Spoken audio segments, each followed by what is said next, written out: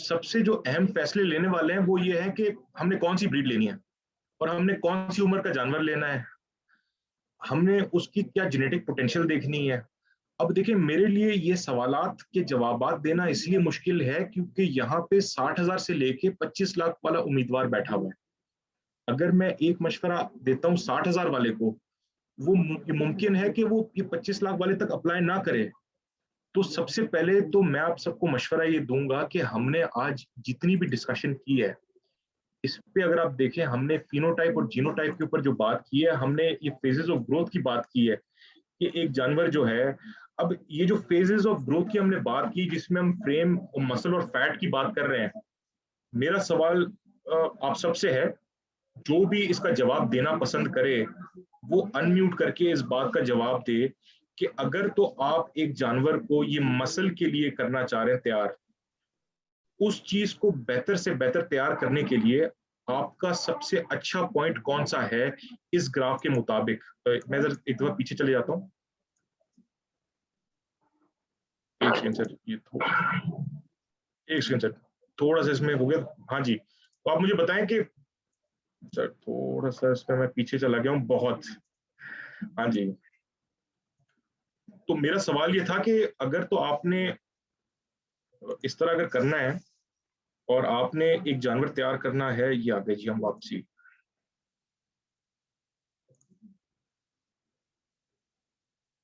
एक दफा हम फिर से चलते हैं इस स्लाइड पे।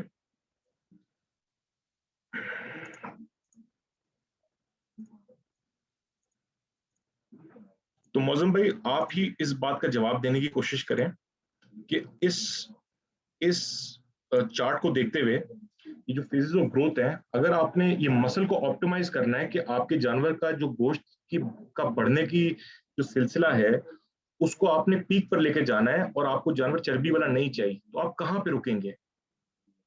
आप ये देखें कि आपने आपकी जो इंक्रीज होने का रेट क्या है और आपका इसमें ऑप्टिमल लेवल क्या है कि जिसमें आपको सबसे ज्यादा एफिशिएंसी मिल रही है और आपके 24 महीने भी पूरे हो रहे हैं।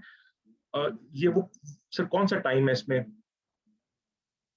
सर आई गेस तो जहाँ पे आप ये इस चीज, फैट हमारा जो ये चर्बी और मसल जहाँ पे इंटरसेक्ट कर रहा है, वहां पे जाके हम दोनों को ये स्टॉप कर देना चाहिए कि अब जो है वो फिर चर्बी पे ज्यादा चला जाएगा, मसल अपना वो फिर छोड़ देगा वो। अच्छा जी, अब मेरा आपसे एक सवाल उठता है कि आपने ये बात तो कर दी, अब जिस बंदे को अगर वो चर्बी चाहिए, असल में मुझे प्रॉब्लम ये आ रहा है सर, मैं इसको पीछे चले अभी।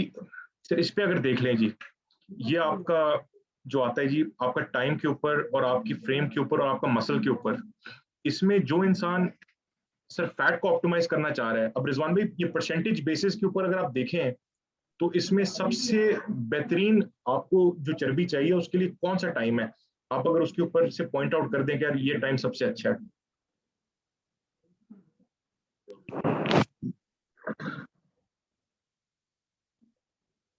मैक्सिमम टाइम है फहद भाई। बिल्कुल जी, बिल्कुल इसी तरह है जी। तो अभी मैं आप लोगों से जो बात करना चाह रहा हूँ ना जी, वो ये करना चाह रहा हूँ कि जो मॉडल आप लोगों ने चूज करना है ना, ये बहुत मुश्किल सवाल है। आपको ये मॉडल चूज करने के लिए, आपको ये मॉडल चूज करने के लिए सबसे पहले ये डिसाइड करना पड़ेगा कि आपकी टारगेट मार्केट क्या है। अभी जो मैं आपके सामने बात करना चाह रहा हूँ जी, वो ये सेशन का जो हमारी जो प्रेजेंटेशन थी इसके एंड की तरफ मैं आपको बात कर रहा हूँ कि हमारी अपनी क्या जिम्मेदारियां हैं। हमें अगर सिर्फ इखलाकियात की तरफ देखते हुए अपने मुल्क की तरफ और अपने सिर्फ मुल्क के लोगों की तरफ देखते हुए हमने अगर बात करनी है और सोचना है तो हमने क्या सोचना है। अगर तो आप जानवर अच्छे तरीके से इफिशिएंटली और किफायतशारी के साथ तैयार भी कर सकते हैं और बेच भी सकते हैं, फिर तो मैं कहता हूँ जी कि आपको जो मॉडल सूट करे, अगर आप ये 25 लाख वाला जानवर ये नफे के साथ बेच पा रहे हैं, उसको तैयार कर पा रहे हैं, तो मैं आपको कहूंगा कि आप करें। अगर आप 60,000 वाला जानवर इफिशिएंटली तैयार करके बेच सकते हैं तो मैं आपसे कहूंगा करें। मगर अगर आप एक जानवर उसकी जेनेटिक को पोटेंशियल से ज्यादा या उससे आगे तैयार कर रहे हैं और उसके ऊपर आप अपने मुल्क की जो रिसोर्सेज हैं, जो सर जो हमारे पास बहुत कम है, वो आप अगर उसमें जाया कर रहे हैं, आप एक जानवर को जो है वो 2 साल अगर मजीद पाल रहे हैं और उससे अगर आपको गोश्त या आपको उससे कोई फायदा हासिल नहीं हो रहा, तो आपको ये सोचना चाहिए कि उसके गलत इस्तेमाल से हमारे मुल्क पे कितना बड़ा असर पड़ रहा है। देखिए, एक तो ये असर पड़ रहा है जी कि आप आपका जो जानवर है जी वो खा रहा है और आपको नुकसान हो रहा है। एक तो ये नुकसान है जी, उसमें आपकी जात को नुकसान है जी। उसमें यह है कि ज्यादा आपको 2-3 लाख रुपए, 4 लाख रुपए, 5 लाख रुपए का नुकसान हो जाएगा जी। मगर आप ये सोचें कि आप अगर एक जानवर को मजीद 2 साल खिला रहे हैं, तो आपके 2 साल खिलाने के बाद आपके जानवर, अगर आप उसको एक्स्ट्रा खिला रहे हैं, तो उससे आपकी वजह से एक इंसान जिसका जानवर शायद हकदार हो सकता है, उसके लिए वो चीज महंगी हो रही है। अगर हम सब ये सोचें कि अगर हम उस जानवर को खिलाएं और उस वक्त तक खिलाएं जब तक उसका हक है और जब तक वो प्रोड्यूस कर रहा है, जब तक, देखिए, अगर एक गाय आपको दूध दे रही है, जब तक तो वो आपको दूध दे रही है, आप उसको खिला रहे हैं, आपको फिर उससे दूध हासिल हो रहा है। जिस दिन वो दूध देना बंद कर दे और आप उसको खिलाओ, तो ये तो आप अपने साथ भी ज्यादती कर रहे हैं और आपका जो पड़ोसी है जो दूध की पैदावार बढ़ाना चाह रहा है उसके साथ भी ज्यादती कर रहे हैं। तो हमें सबसे पहले तो ये सोचना पड़ेगा, चाहे वो 60,000 वाले जानवर पालने वाला है, चाहे वो 25 लाख वाला जानवर पालने वाला है, हमें सबसे पहले ये फैसला करना है कि हमने हमारी क्या इखलाकी जिम्मेदारियां हैं अपनी तरफ, अपने मुल्क की तरफ और हमारे लोगों की तरफ। देखिए, आप जो जानवर पालते हैं उससे हमारे मुल्क को फायदा भी होता है, लोगों को नौकरियां मिलती हैं, लोगों का पहिया चलता है। आप तूड़ी वाले से तूड़ी खरीद रहे हैं, आप से गंदुम वाले से गंदुम खरीद रहे हैं, आप फीड वाले से फीड खरीद रहे हैं, आप लोगों को रोजगार भी दे रहे हैं, और आपका कुर्बानी का जानवर जब सर घास खरीद रहा है, वो जब उसकी कुर्बानी कर रहा है, तो सर गरीबों में वो गोश्त भी बट रहा है। तो ये तो एक बहुत बड़ा एक निज़ाम है। इस निज़ाम को अच्छी तरह चलाने के लिए आपको ये देखना पड़ेगा कि आपके मुल्क को सबसे ज्यादा फायदा किस चीज में हासिल है। एक जानवर अगर आप 2 साल मजीद पाल रहे हैं और कुछ हासिल नहीं कर रहे, या उस जानवर को कुर्बान करवाने के बाद आप और जानवर पाल रहे हैं, कि आपका आपका एक जो साइकिल है वो घूमता चले। तो अगला हमारा जो सेशन है वो इंशाल्लाह हम करेंगे ब्रीड की सिलेक्शन के ऊपर। हम जब कोई जानवर खरीदने जाते हैं, कहाँ से खरीदेंगे, उसको खरीदते वक्त हमने क्या क्या हमने सिर्फ चीजें देखनी है, उसकी जो इवेल्युएशन करते हैं हम जी, उसकी जो कॉन्फर्मेशन, उसके स्ट्रक्चर की बात करेंगे जी। और हम अगले सेशन में फ्रेम स्कोर्स की बात करेंगे कि जानवर का फ्रेम स्कोर कैसा होना चाहिए जी। तो आपको मैं वो सारी बातें बताऊंगा, मगर ये सारी बातें उस वक्त फायदे में आएंगी अगर तो हम ये आज वादा कर लें कि हम जो भी कर रहे हैं, हम अपने जो हम पे उसका असर पड़ रहा है उसके साथ साथ जो हमारे इर्द गिर्द ये पूरे इकोसिस्टम के ऊपर असर पड़ रहा है, हम उस पर भी तवज्जो देंगे। क्योंकि देखिए जी, हमारा काम, हमारे ऊपर बहुत बड़ी जिम्मेदारी है ये। और अगर मैं आपके लिए ये टाइम निकाल रहा हूँ तो मेरी भी ख्वाहिश ये है कि हम सब मिलकर आगे बढ़े इस काम में। अगर हम एक चीज को बेहतर तरीके से और अगर ये मुनासिब पैसों में तैयार कर सकेंगे, तो उससे आप ही को फायदा है ना जी। सर मेरी जेब में तो कुछ नहीं जा रहा। अगर आप एक जानवर एक अच्छे वक्त में उसको तैयार भी कर पा रहे हैं और उसको बेच भी पा रहे हैं, तो आपको नफा ज्यादा मिल रहा है। अगर वही जानवर पालने में आपको 3 साल लग रहे हैं, तो आपका टाइम भी बढ़ रहा है, उसमें आपके खर्चात भी बढ़ रहे हैं, और हो सकता है आपका जानवर उतने का ना बिके। तो ये हमने सारी बातें सोचनी है। और हमने इंशाल्लाह अगला सेशन जो है वो जुनेद भाई भी सर अनाउंस कर देंगे कि इसका पार्ट 2 हमने कब करना है। उसके बाद फिर हमारा जो थर्ड सेशन है वो करेंगे जी। और अभी हम इंशाल्लाह जब जुनेद भाई सर इसका ऐलान कर देंगे, तो अभी हमने सर आज जो जो बातें आपने डिस्कस की हैं, हम उसके ऊपर थोड़े से सवाल जवाब भी कर लेते हैं जी, थोड़ी सी वो डिस्कशंस भी कर लेते हैं जी। आप सबका बहुत शुक्रिया। अच्छा फहद भाई, कुछ मिथ्स होते हैं जो हमारी लोगों के अंदर, आवाम के अंदर होते हैं, जो हम लोग बचपन से भी सुनते हुए भी आ रहे हैं। कि एक होता है कि भाई 2 दांत से बड़ा जानवर ले लो तो वो उसके गोश्त पे अफेक्ट आना शुरू हो जाता है। उसमें अगर आप क्रॉस ब्रीड पे चले जाएं, फ्रीजियन, या आप उस पे चले जाएं, ऑस्ट्रेलियन जो हमारे यहाँ कहा जाता है, उसका गोश्त नहीं खाना चाहिए, वो थोड़ा सा अजीब सा है। ये थोड़े सा आप मिथ जो हैं लोगों के, अगर हम आवाम के क्लियर कर दें तो वो भी एक। ये मौजम भाई देखें, मैं इसमें बड़ी सिंपल सी आपको बात बताता हूँ। सिंपल सी बात यह है कि जानवर जो है, जैसे एक इंसान होता है, सर एक एक एक बच्चा होता है, वो बच्चा जब बढ़ रहा होता है तो उसकी बॉडी में वो मसल्स जो है वो हो रहे होते हैं, वो जो मसल्स डेवलप हो रहे होते हैं, उसके अंदर आप अगर गोश्त की जो टेंडरनेस होती है या उसकी नरमी की बात करें, तो मेरे हिसाब से दुनिया में वो टेंडरनेस जो है वो जेनेटिक भी है, उसमें बहुत से ये फैक्टर्स आते हैं, उसमें सिर्फ जानवर की उम्र नहीं देखी जाती। एग्जैक्टली। तो उसमें आपको एक मिसाल दूं कि उसमें खीरा जानवर हो गया जी, उसका भी आप गोश्त खा के देख लें, आप दो दांत का भी खा के देख लें। सर हमारे यहाँ मसला सिर्फ ये है कि हमारे यहाँ पे बीफ के ऊपर या बीफ की ब्रीडिंग के ऊपर इतना काम नहीं किया गया। हमारे यहाँ पे क्योंकि वो हमारी कभी सोच ही नहीं रही है कि हम इंटरनेशनल बीफ ब्रीड्स के ऊपर काम करें और हम उन ट्रेड्स पे काम करें। क्योंकि देखें यहाँ पे सबसे बड़ा मसला ये है कि सर मैं इसको एक्सप्लेन कर लेता हूँ जी। तो हमारे यहाँ पे सर सबसे बड़ा मसला ये है सर कि हमारे यहाँ पे ये एक ऐसा मुल्क है हमारा जहाँ पे हम बीफ को बड़े का गोश्त कहते हैं। दुनिया में जो है वो बीफ महंगा तरीन बिकता है जी, बीफ एक को लग्जरी आइटम है, यहाँ पे हम इसको बड़े का गोश्त कहते हैं जी, और हम इसकी कदर नहीं करते। तो सबसे बड़ी बात तो ये है कि हम ये रियलाइज करें कि ये जो बड़े का गोश्त है, मैं आपको अगर एक बात बताऊंगा, शायद आप सब मेरा मजाक उड़ाए, कराची में मेरा दोस्त है, हमारे अली भाई भी जानते हैं, बाकी शायद दोस्त भी जानते हो, वो 8,000 रुपए से लेके 50,000 रुपए किलो का गोश्त बेच रहा है बड़े का। और वो वैग्यू बीफ है जी, वो जापान से इंपोर्ट हो रहा है, उसमें एंगस जो है वो 8,000 रुपए का है जी, और वैग्यू जापानीज A5 जो है जी, वो मैं आपको बता रहा हूँ जी सर, ये 50,000 रुपए किलो बेच रहा है जी। तो आप मुझे बता, में बीफ एक लग्जरी है, हम वो कल्चरली जो है हम इसको एक इंफीरियर प्रोडक्ट समझते हैं जी, हम इसको बड़े का गोश्त कह देते हैं जी।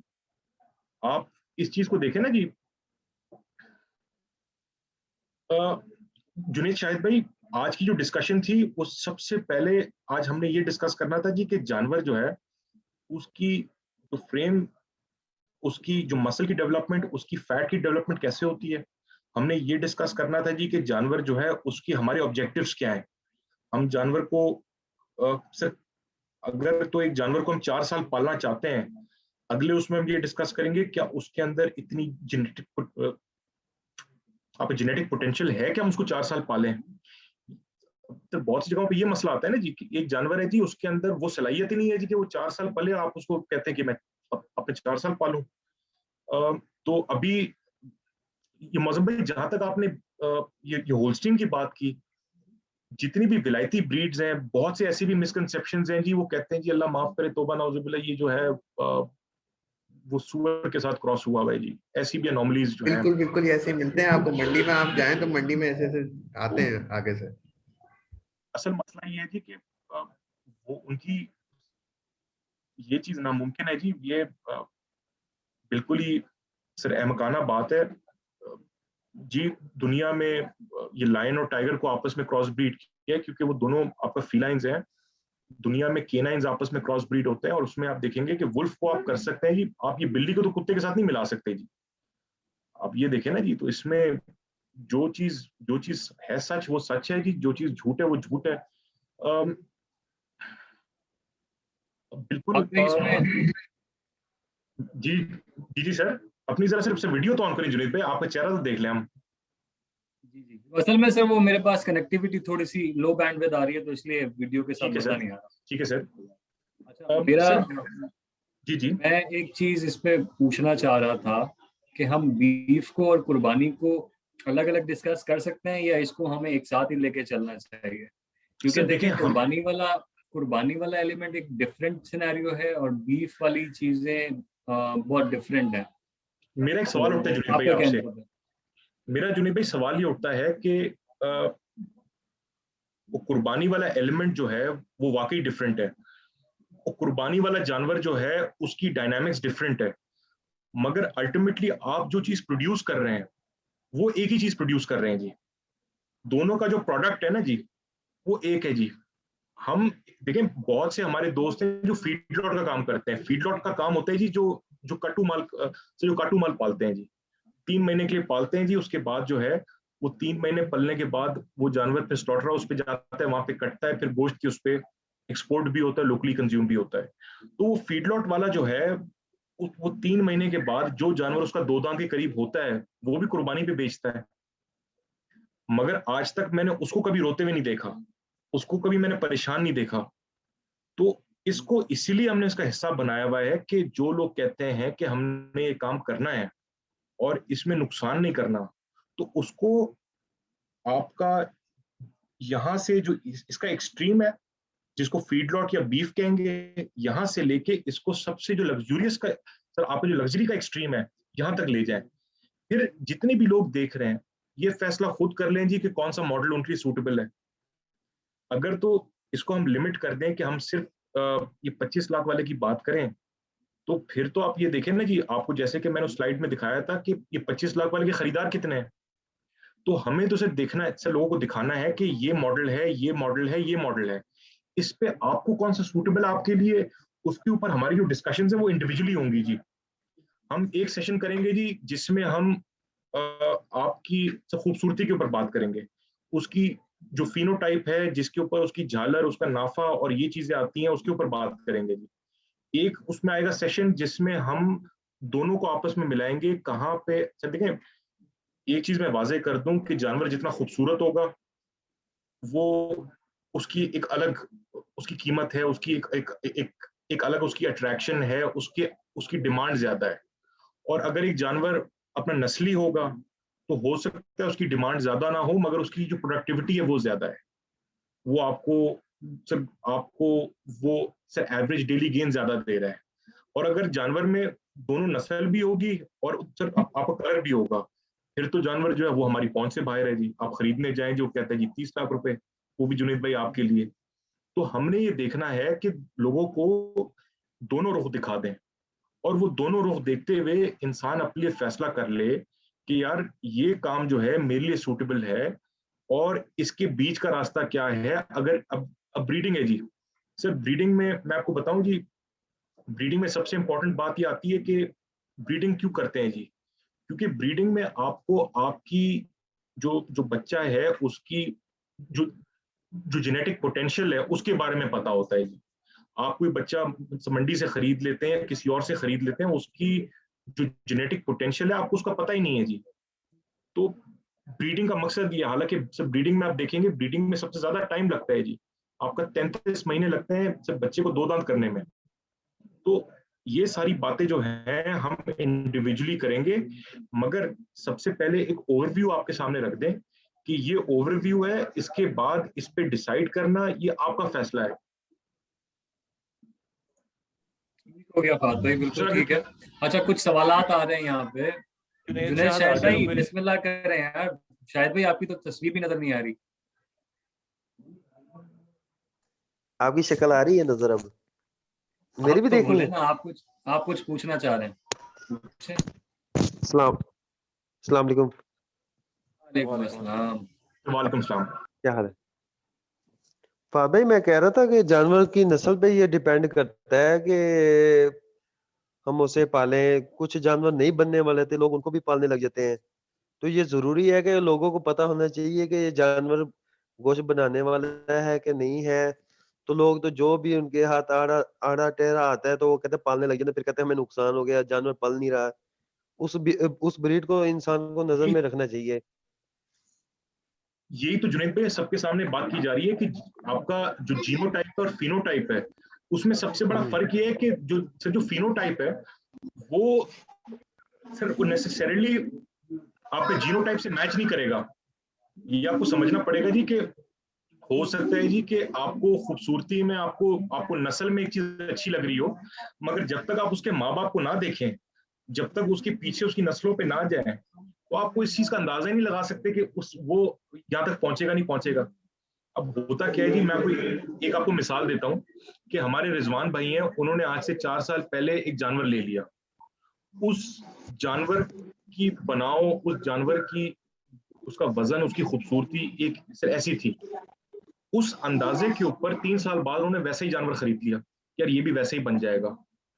अब एक मिसाल दे रहा हूँ कि जो पहला जानवर लिया था उसकी माँ बाप का एक अलग किरदार है, उसमें उसको कितना दूध पिलाया गया है वो एक अलग बात है, उसमें उसको शुरू की बोली कितनी पिलाई गई है वो एक अलग किरदार है। तो ये आपको देखना पड़ेगा जी कि जो फिनोटाइप है, जो पहला जानवर उन्होंने खरीदा था वो भी 5 नंबर था, और अभी जो जानवर खरीदा है वो भी 5 नंबर है। पीछे से दोनों 5 तक कैसे पहुंचे, ये आपका जीनोटाइप बताता है आपको। सबसे जो देखिए, सबसे बड़ी बात ये आती है कि आपको अगर बच्चा खरीदना है, आप अभी कोई बच्चा खरीदने जाते हैं, आप या तो ब्रीडर से खरीद सकते हैं, या तो आप किसी मंडी से खरीद सकते हैं, या तो किसी व्यापारी से खरीद सकते हैं, या तो व्हाट्सएप से खरीद सकते हैं। मगर मेरा आप सबसे मशवरा ये है कि आपने कभी ये तकलीफ की है कि आप पूछें कि यार इसकी माँ कैसी थी, या इसका बाप कैसा था, या दोनों दिखा दो, या उनके माँ बाप कैसे थे, या ये पीछे से कौन सी नस्ल आती चल रही है। तो हमें ये चीजें समझनी पड़ेंगी कि जैसे आप देखेंगे इतनी आपको शक्लें दिख रही हैं, हर शक्ल में आपको एक एक अलग झलक दिख रही है जी, पीछे एक अलग तारीख आ रही है, पीछे एक अलग आपकी हिस्ट्री आ रही है, हर किसी का अपना कल्चर है। अब मैं आपको बताऊं जी, इसमें एक आपका जेनेटिक्स है, इस